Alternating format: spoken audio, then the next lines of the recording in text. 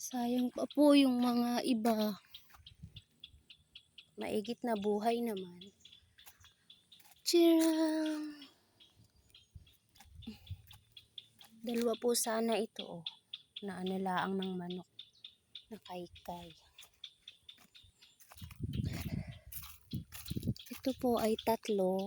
Maigi naman po at nabuhay.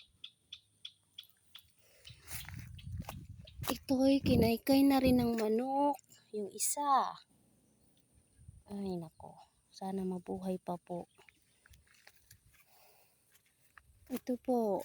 Nabuhay din yung isa. Ito ay parehong nabuhay. Tsaka ito po.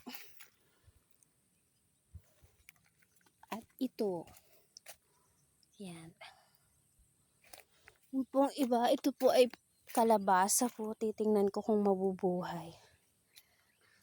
Sayang po kasi yung bakante dahil pag walang tanim, hanggang doon na po yung aking nalinis ay. Doon. Ganyan po.